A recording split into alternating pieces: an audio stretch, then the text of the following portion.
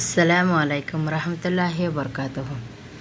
আফরিন নাসমিন রেসিপিতে সবাইকে স্বাগতম। দূরের এবং কাছের বন্ধুরা নিশ্চয় আলহামদুলিল্লাহ ভালো আছেন। আল্লাহর অশেষ রহমতে আমরাও ভালো আছি। আজকে নিয়ে এসেছি খুবই মজাদার পুরি, বুট পুরি। মাশাআল্লাহ, খাবারটা অনেক মজা, তাই আপনাদের সাথে শেয়ার করা। আমি যেভাবে খেলে মেহমান আপ্যায়নে দিই, এটাই আপনাদের সাথে শেয়ার করতেছি। এক বাটি ময়দা নিয়ে নিয়েছি, দিয়ে দিচ্ছি স্বাদ মতো লবণ, আর দিয়ে দিচ্ছি নিয়ে নিচ্ছি এখানে তেল, কালিয়া জিরাটা আগে দিয়ে দিচ্ছি। হালকা শুকনো উপকরণগুলো একটু হাতে ভালো করে মেখে ঝুঁকে নিচ্ছি। এ পর্যায়ে দিয়ে দিতে হবে এখানে তেলের পরিবর্তে বাটারও দিতে পারবেন। আমি সয়াবিন তেলটাই দিয়েছি। এখন ভালো করে নাড়াচাড়া করে নেব। যত তেল দেবে এখানে রেজাল্টটা অনেক ভালো আসে, তাই জিনিসটা অনেক খাস্তা হয়, খেতে খুবই ভালো লাগে। এটা একটু ভালো করে মেখে ঝুঁকে নিচ্ছি। তারপরে দিয়ে দেবো একটু একটু করে পানিটা একদম বেশি দিতে যাবেন না, একটু একটু করে দেবেন। খুবই সফট একটি ড্র করে নিতে হবে, তাই আস্তে আস্তে করে দিতে হবে পানিতে। যেহেতু আমরা এখানে তেল দিয়েছি বেশি, পানিটা একটু কম লাগবে, এটা মাথায় রাখতে হবে। তাই পানি বেশি দিয়ে দিলে আপনার আরও কিছু ময়দা লাগবে, আবার আরও কিছু লবণ লাগবে। তাছাড়া এটুকুই। আমি আধা কাপ পানি নিয়েছিলাম, আধা কাপের চেয়ে আরও কম লেগেছে, মানে আধা মগ পানি নিয়েছি, মানে 1 কাপ পানি লেগেছে টোটাল আমার চায়ের কাপ নিয়ে। 10 মিনিট পরে এসে গেছি, দেখেন খুব সুন্দর সেট হয়ে গেছে এটা। এখন একটু ভালো করে এটা ময়ান দিয়ে নেব। তারপরে বেলুনিতে নিয়ে সুন্দর করে এটাকে গুটি করে নেব। একটু ছোট ছোট গুটি করলে হবে, এটা বড় গুটি করার দরকার নেই। এই গুটিগুলো আঁকা বাঁকা হতে পারবে, সমস্যা নেই, যেহেতু এটা স্টিলের গ্লাসে কাজগুলো করব। এখন আমি রুটিগুলো এখানে সুন্দর করে রেখে এখানে গ্লাসগুলোতে কিছুটা তেল এখানে লাগিয়ে নেব। এখানে অবশ্যই স্টিলের গ্লাস লাগবে। এখনও যারা ধৈর্য ধরে আমার ভিডিওতে দেখতেছেন তারা অবশ্যই একটা লাইক দিতে ভুলে গেলে অবশ্যই লাইক বন্ধু দেবেন। নতুন বন্ধু হলে প্লিজ সাবস্ক্রাইব করে পাশে থাকবেন। ইনশাআল্লাহ পরবর্তী যদি আপনি রেসিপি করে থাকেন, আপনার চ্যানেল থাকে, তাহলে অবশ্যই সাবস্ক্রাইব করে নেব। এই যে আমি আস্তে আস্তে এখানে ময়দা না বাজিয়ে যদি এইভাবে করেন তাহলে রেজাল্টটা ভালো আসবে। ময়দা দিলে তেলে দিলে তখন একটু আপনার এই মানে তেলটা অনেক ভুলো ভোলা সাদা সাদা হবে, তার কারণে তেল দেওয়া যাবে না। আমার ছেলেটা আমার মাঝখান দিয়ে আসে একটা একটা বলবে, এখন বলতেছে দুধের বাট দেওয়ার জন্যে, মানে ফিটাটা দিয়ে দিলাম। আমি এভাবে রুটিগুলি সব বানিয়ে নিচ্ছি।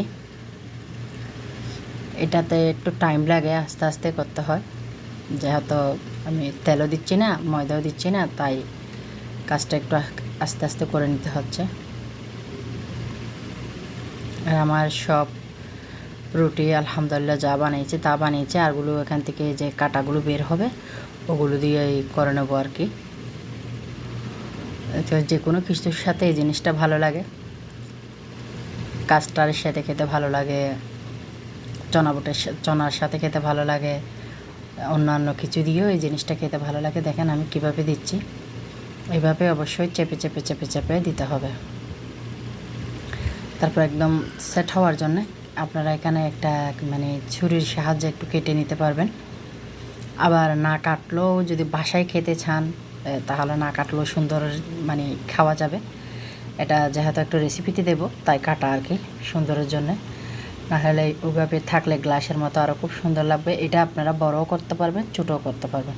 আমি একটু ছোট ছোট করে বানাচ্ছি, তাহলে ছোট ছোট করে বানালে একটু সুন্দর লাগে খেতে, তাই একটু ছোট ছোট করা। আর একটা এখানে মাথায় রাখতে হবে, এটা কাঁটা চামচ দিয়ে একটু একটু ফোঁটা করে দিতে হবে। কারণ হলো যদি এইভাবে ফোঁটা করে না দেন তাহলে যখন তেলে দেবেন তাহলে ওটা উপরে উঠে আসবে, মানে একদম ফুলকো হয়ে যাবে, তখন ওই জিনিসটা আপনি ভিতরে দেওয়ার মতো খোল থাকবে না। তেলে ফুটায় না ওঠার জন্য আমি পর্যাপ্ত পরিমাণ এখানে তেল বসাই দিয়েছি। আর এই পর্যায়ে তেলটা গরম হয়ে আসছে, এখন দিয়ে দেব আমার হাত থেকে একটা কালিয়া জিরা পড়েছে ওখানে, উঠাই নিয়ে ফেলছি। এই গ্লাসগুলো এইভাবে বসায় দিতে হবে। যাদের মানে প্লাস থাকলে প্লাস, না হলে বা ধরনে থাকলে এভাবে ধরনে দিয়ে এটা একটু ধরে রাখতে হবে। হাতে তো ধরে রাখতে পারবে না, যেহেতু গ্লাস গরম হয়ে যাবে। তাই আমার কিন্তু বেশিক্ষণ ধরে রাখা আবার ধৈর্য কম, গ্লাসটা এমনি পরে যেতে চাইতেছে। বললাম না আমার ধরে রাখা গ্লাস মানে ধৈর্যটা অনেক কম, এতক্ষণ ধরে রাখতে পারবো না আমি। কিন্তু ধরে রাখতে পারলে গ্লাসটা মানে কি এরকম কিছু একটা দিয়ে তাহলে রেজাল্টটা ভালো আসে। দেখেন মাশাআল্লাহ, আস্তে আস্তে এটা কিন্তু মেজু জালে আস্তে আস্তে করতে হবে। একদম জালটা যদি আপনার জালটা মানে বাড়িয়ে থাকে তাহলে এই পর্যায়ে হবে না। দেখেন আমি একটা দেখাচ্ছি, ওটা একটু বাঁকা বাঁকা হয়েছে দেখতেছেন। ওটার কারণ হলো ওটা আমি কাঁটা চামচ দিয়ে করি নাই। তাই রেসিপিটা অবশ্যই ধৈর্য সহকারে দেখবেন, তাহলে অনেক মানে রেজাল্টটা খুব ভালো আসবে, খেতেও ভালো লাগবে।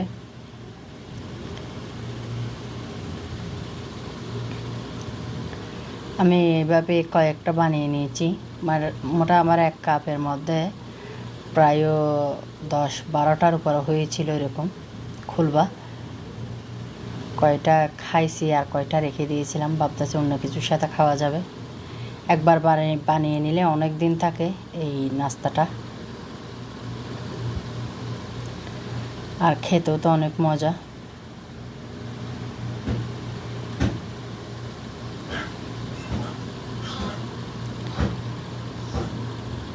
কারা কারা এভাবে এই জিনিসটা খেতে ভালোবাসেন অবশ্যই বলবেন। এই জিনিসটা খেতে আসলে নিমকির মতো অনেক ভালো লাগে, অনেক মজা। যে যে এইভাবে হালকা হালকা যেটা লাল হয়েছে সেটা নিয়ে ফেলবো, কেউ চাইলে একদম কড়া লাল করতে পারবেন। আর এখন এই পর্যায়ে এখন দিয়ে দেবো এখানে চনা। আমি আগে থেকে চনা সিদ্ধ করে নিয়েছি, এটা চনার সাথে খেলে খুবই ভালো লাগে। আমি 1 চামচ করে এখানে চনা দিয়ে দেব, 4টা দিয়েছি। যেহেতু এখন আমরা 4 জন, তাই এখন 4টা দিয়েছি। না সরি, আমরা এখন 2 জন, 4টা নিয়েছি। আরগুলো পরে খাবো আর কি। মেহমান আসবে বললাম আপনাদের, ওরা 2 জন আসবে, তখন ওদেরকে দিয়ে দেব। আর এখন দিয়ে দিচ্ছি এখানে টক দই। কেউ চাইলে এখানে অন্য কিছু দিয়ে খেতে পারবেন, কিন্তু টক দইটা দিলে আমার খুবই ভালো লাগে এগুলোর সাথে। আমি তেমন টক দই খাই না, কিন্তু এগুলোর সাথে খেতে ভালো লাগে তাই খাচ্ছি। আর দিয়ে দিতে হবে অবশ্যই এখানে চানাচুর মুড়ি, এটা কিন্তু দিতেই হবে। এটার খাবারটাই হলো এটা, যদি না দেন তাহলে খেতে ভালো লাগবে না। চানাচুরটা যেন থাকে পাশে, এটা অবশ্যই চেষ্টা করবেন।